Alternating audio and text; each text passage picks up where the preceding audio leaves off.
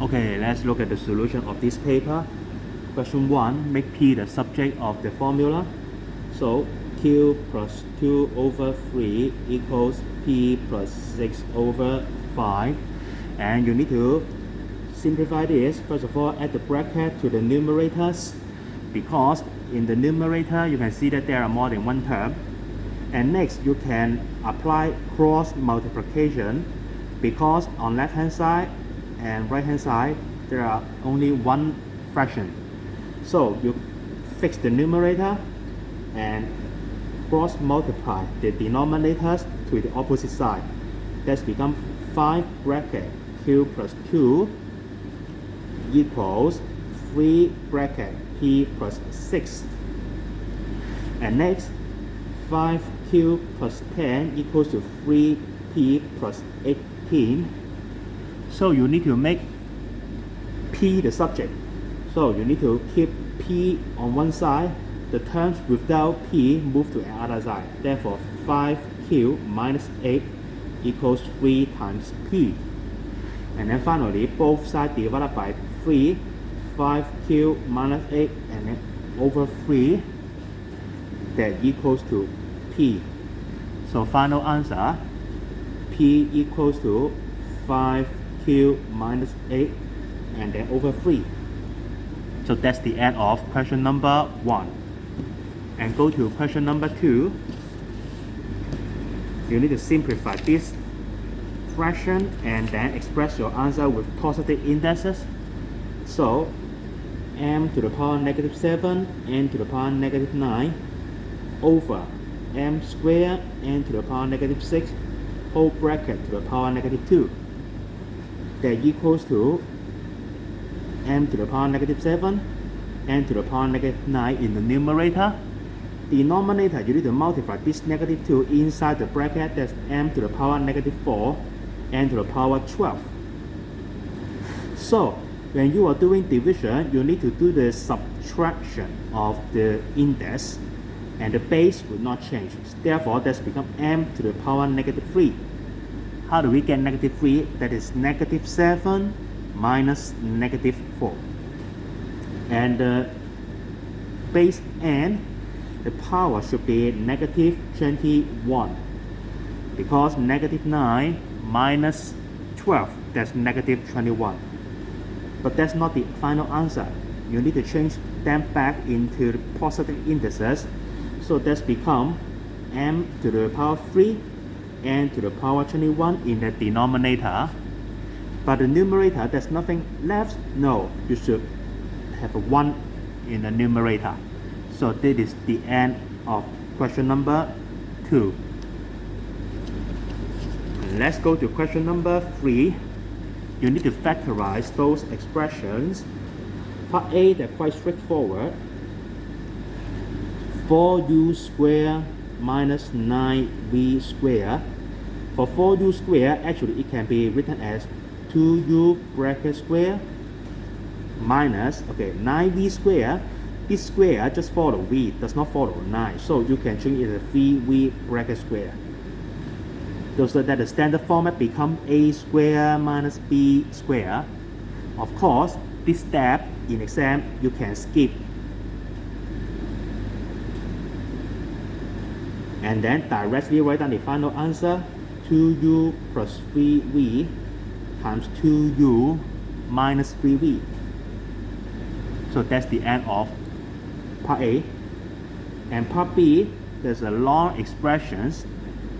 1000x squared u squared minus 225x squared v squared minus 4y squared u squared, and then plus 9y squared v squared. Long expressions. So the first two terms, you can take out the common factor. 25x squared, it left 4u squared minus 9v squared.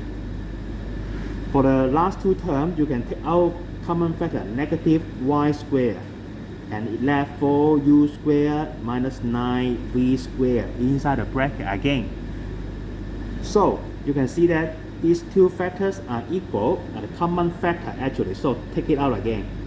4u squared minus 9v squared, and then in the next bracket that would be 25x squared minus y squared. Now this is not the final answer. You should completely factorize the expression. Therefore, that's become 2u plus 3v times 2u minus 3v. That's from the part A, 4v squared, 4u squared minus 9v squared, that's become this one.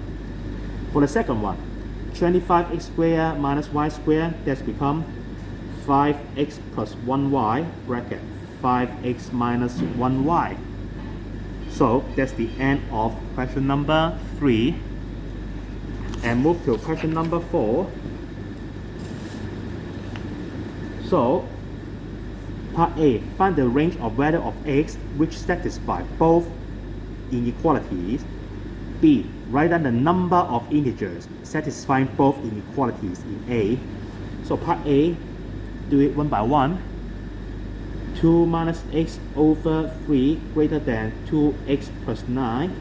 So multiply 3 to another side. 2 minus x greater than 6x plus 27. Okay? Pay attention. 3 should multiply to both 2x and 9. And then negative 7x will greater than 25. And now both sides divided by negative 7, the inequality sign change. And that's become 25 over negative 7. So that's the solution of the first inequality. The second inequality, x plus 9 greater than or equal to 0. So x greater than or equal to negative 9. Now, look at the question again. You need to satisfy both inequalities. That means you need to consider the overlap solution region of x. So let's draw the solution in what word? For x is less than 25 over negative 7, that's around negative 3.5 something. So be something like here. And negative 9 should be on the left hand side of negative 25 over 7, because negative 9 is less than negative 25 over 7. So the first solution, x less than 25 over negative 7, so on the left. Second one, x is greater than or equal to negative 9, so it should be the solid one, go to the right. And I want to take the overlap region, so it should be in the middle, like this, okay? Hence, x should be between negative 9 and less than 25 over 7. It could equal to negative 9, but less than 25 over 7. That's the overall solution. And B, you need to write down the number of integers satisfy both inequalities. That means how many integers within this range? Negative 9, negative 8, negative 7, negative 6, negative 5, negative 4, negative 3. Okay, is negative 3 inside the range? Okay, I wonder. So check. Negative 25 over 7, negative 3 point something. So negative 3 is not inside. Okay, negative 3 is something outside like this here. Okay, so negative 8, negative 7, negative 6, negative 5, negative 4. Don't forget negative 9. So therefore 1, 2, 3, 4, 5, 6, 6 integers satisfy the inequalities. Okay, satisfy both of the inequalities. Okay, but of course you don't need to write down the all integral solutions. You just write down the number of integers satisfy both inequalities. There's 6 of them. And here I just give the remark. What are these? Okay, negative 9, negative 8, negative 7, negative 6, negative 5, and negative 4. 6 of them. Okay. So that's the end of question number 4. And go to question number 5. That's another question. Question number 5. Okay, consider the compound inequality. Okay, and then solve this one, and then write down the greatest negative integer satisfy this compound inequality. Okay, again we solve them one by one. So negative 4 minus x greater than 9 minus x over 2. So multiply 2 on the left hand side. So 8 minus 2x greater than 9 minus x. And 8 minus 9, that's negative 1. Negative 2x transpose to another side become positive 2x. 2x minus 1x, that is 1x. If you want to swap the position of these two, you need to change the inequality sign, become this one, x less than negative 1. So let's finish the first inequality.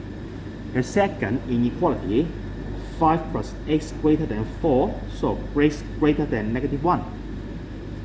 Now you need to consider the compound inequality OR. That means you need to take all region covered. So you should draw it in your rough work. Draw the solution in the rough work. Suppose 0 is here, negative 1 is something like here, okay, on the left hand side of 0. The first solution, x less than negative 1, something like here. The arrow point to the left hand side as less than negative 1. The second solution, x greater than negative 1, okay, point to here. That means, in fact, you need to take all region, right? Except negative 1. There's a hollow here, except negative 1. So, final answer, x can be all real numbers except negative 1. Okay? And part B, write down the greatest negative integer satisfy this inequality. That means you need to find the integers on left hand side. Among these one, the greatest negative integer would be negative 2, right? You cannot choose negative 1 because it's a hollow. Negative 1 is not the solution of this inequality. Therefore, the greatest negative integer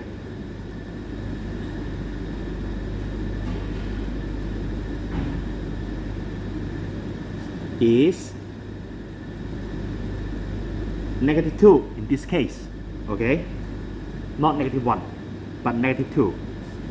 So, that is the end of question number 5. And then go to question number 6. For question number 6, in a polar coordinate system, O is the pole. So, you can always draw the pole here, and then with the polar axis. The polar coordinates of point A, that is 8, 20. That means the distance between point A to point O is 8 units. And how about this 20? That means when you measure the angle in anti-clockwise direction, that is 20 degrees. And that is 8 units. Okay? And 140 degrees, that's talking about point B. What does that mean? Again, when you measure the angle in anti-clockwise direction, that should be 140 degrees.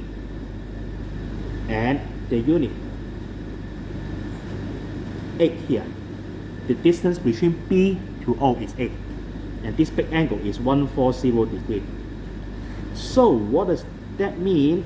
That means when you are considering the triangle OAB, OA equals 8, OB equals 8, and angle AOB, that is 140 degree minus 20 degree, that is 120 degree. Okay? And then let L be the axis of refractional symmetry of triangle OAB. Okay? So that means you need to draw a line from here, this one, L. and these two will be equal. So describe the geometric relationship between L to this angle AOB. And you can see that this line will cut the angle AOB into two equal halves. So you can say L is an angle bisector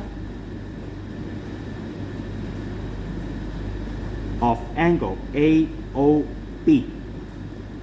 The keyword is angle bisector. So part B, the intersection of L and AB, this point. You need to find this polar coordinate. Okay, so let's see what's happened. Suppose the graph is something like this. There's O, A, B, and with the line arrow, that is the axis of symmetry, and both occupy 60 degrees. And don't forget, it marked with the horizontal polar axis, that is 20 degrees here. I need to find the coordinate of this point M. So let M equals to R, comma, theta. R is the distance between O and M, and theta is the angle from the positive polar axis measured to the length to the line OM in anti-clockwise direction. So you can see that actually theta equals to 20 degrees plus 60 degrees, that is 80 degrees. Next, you need to find the length of OM, that means R here. So R over 8, that is cosine 60 degrees. When you use this big triangle, R over 8, that is cosine 60 degrees. So R equals 4. Finally, the polar coordinates are 4. Write down the distance first and then comma 80 degrees. Okay, so that's it. That is the end of this question number 6. And let's go to question number 7. In the figure, AB is parallel to CD. AD is equal to BC. Mark these two information. AC and BD intersect at point E here. F is a point on CD such that ABF dot is a parallelogram. Oh, that means these two lengths are equal. And the key observation is BFC is an isosceles triangle. Okay. So part A, you need to prove ACD is congruent to triangle BDC. Okay, let's see how we can do triangle ADC and another triangle BCD. AD equals to BC, that's given. Next one, CD and DC are the same. They are the common lines. So one more condition is whether you can prove these two angles are the same, the included angle. The key point is how to prove angle A dot C equals to angle BCD. So let's see. This angle equal to this one. This is a parallelogram, so corresponding angles A dot parallel BF. Similar, and at the same time, angle BFC equals angle BCF because it's an isosceles triangle. So done, these two angles are equal. So let's write down the solution in triangle ACD, comma, triangle BDC. Write down something simple and easy. AD equals BC, given. Second, CD equals DC, common line, completely overlap. The key word is completely. not partially overlap, but completely overlap. So then you can use common line, okay? The third one is, you need to prove these two angles equal. So, that's the plan. First step, prove these two angles equal. Second step, prove these two angles equal, okay? So I write in this way, angle ADF equals angle BFC. Reason, corresponding angles AD parallel BF.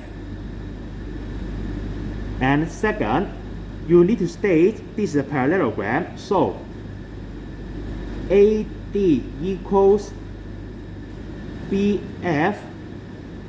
That's a property of parallelogram. Some of you may say that is the opposite side of parallelogram. It's also fine. Therefore, BF equals BC. And BF equals BC. That means angle BFC will equals angle BCF. That's base angles, isosceles triangle. Therefore, angle ADF will equals angle BCF. Done.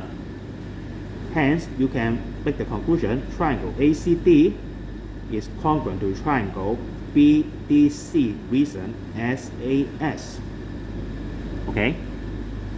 And part B, you need to prove triangle AED. AED congruent to triangle BEC. Okay? As you can see, as you prove ADC is congruent to BCD, that means these two right angles are equal. Alright? So you can mark here, these two right angles are equal. And you draw these two new triangles separately. Angle ADE and another triangle BEC. These two vertically opposite angles equal, and these two right angles equal. You've proved that before. Also, AD equals BC is given. Done. Okay? AAS. So, in triangle AED, triangle BEC, AD equals BC, given. And next, angle DAE equals angle CBE. Reason, corresponding angles of congruent triangle. And the third one, that is these two opposite angles equal. Angle AED equals angle BEC, vertically opposite angles. Therefore, these two triangles AED is congruent to triangle BEC AAS.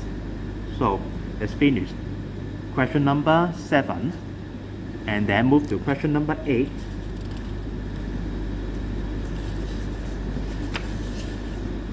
Okay, for question number 8, a covered box contains X $100 notes and 10 of the $50 notes, and finally Y of the $20 notes. If a note is randomly drawn from the box, the probability of getting a $20 note is 0.2. So you can consider the concept of probability. The total number of notes, that is X plus 10 plus Y. And in the numerator, you just want Y of them. This probability is 0.2, or you can say 1/5. That's the equation 1. And the expected amount of the randomly drawn a note is $74. So what is the meaning of expected amount or expected value? That is the required probability multiplied to the corresponding outcome. Simply say that's called Pn, the probability multiplied to the corresponding outcome, and you add them together, then you will get the expected amount or expected value. The first one is talking about the probability of getting a $100 note, and the corresponding outcome is 100. The second fraction is talking about the probability of getting a $50 note times 50, that's my corresponding outcome, and then plus 1/5 times 20, because the probability of getting two $20 notes times 20, so equals 74. That's called equation 2. So you can simplify the equation one by one. The first one, 5y equals x plus 10 plus y. Okay, quite straightforward. For the second one, 100 times x plus 500 over x plus 10 plus y would equals 74 minus 1/5 times 20. It is 4 actually. So 74 minus 4, it is 70. And next, you can further simplify this. Make x be subject for the first equation. X equals 4y minus 10. So that's equation 1. For equation 2, 100x plus 500, that's equal to 70x plus 700 plus 70y. Equation 2 here, and keep on solving. X equals 4y minus 10, so 30x, okay, minus 70y equals 200. So you can substitute x equals 4y minus 10 in the equation 2. 30 times 4y minus 10 minus 70y equals 200. And you can solve the equation quickly. So 50y will equal to 500 and y equals 10. When you get y equals 10, x equals 4 times 10 minus 10 equals 30. Therefore, final answer, x equals 30, at the same time y equals 10. So that's the end of question number 8. You can look at the solution again.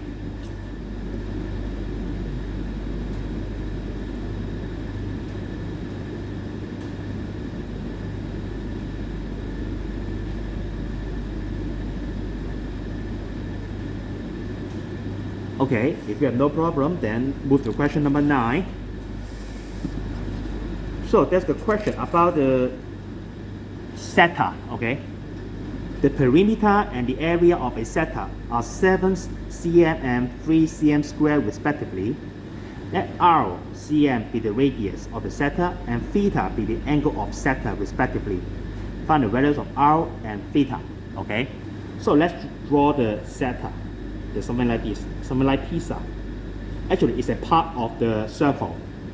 We usually have a center, okay? And the radius is the distance between the center to the arc length. We call this one at arc length, okay? ARC, arc. And whole region we call as a sector. This whole region we call as sector. The radius r and the angle of sector, that's talking about this one. Okay, the angle followed by 2 radius, 2 radii. So the perimeter can be written as 2r, these 2 length, plus the arc length. How do we find the arc length? That is the perimeter 2 pi r times theta over 360 degrees. That's the perimeter. Okay. And how about the area? That is the area of the whole circle, pi times r squared, and then times theta over 360 degrees. This theta over 360 degrees you can consider as a part of the circle, the part of circle, okay? So let's substitute the number in.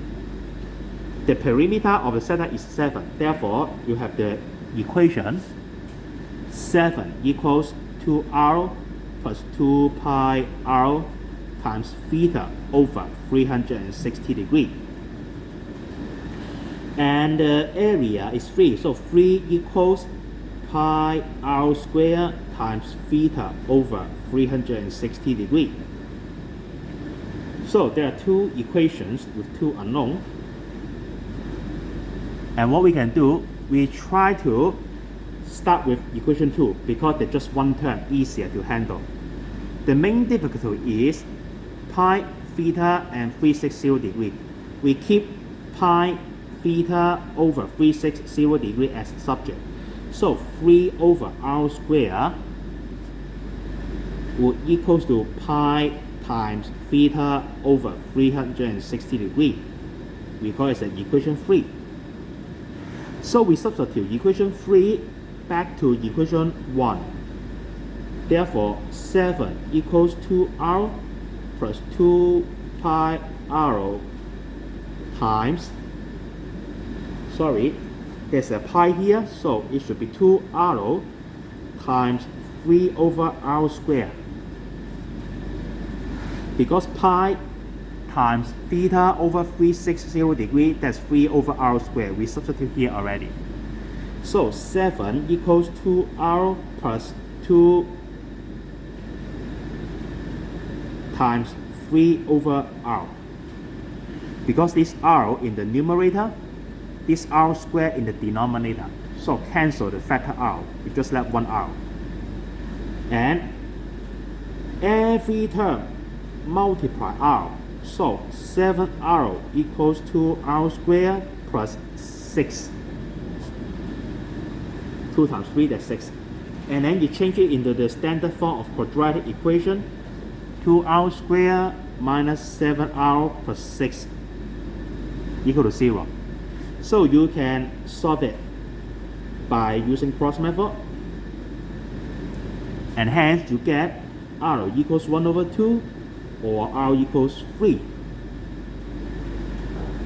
When you find r equals 1 over 2, then you can substitute back into equation 3 to find theta. When r equals 1 over 2, then 3 over, okay, now if you use 1 over 2, that's not easy to use calculator, so I use 0.5 here, okay. 3 over 0.5 bracket square equals pi theta over 360 degrees. Then you just use the calculator. 3 divided by 0.5 square multiply 360 degrees divided by pi. You get theta equals 1375 point something degree. It did not make sense, so reject. Next, where r equals 3, 3 over 3 squared equals pi times theta over 360 degrees. So use the calculator again.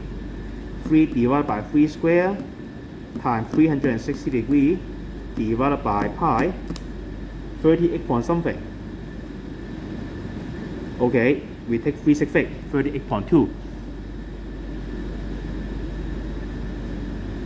Therefore, there's only one possible answer. Therefore, r equals 3. At the same time, theta equals 38.2 degrees. So that is the answer of question number 9, and that is the end of this paper.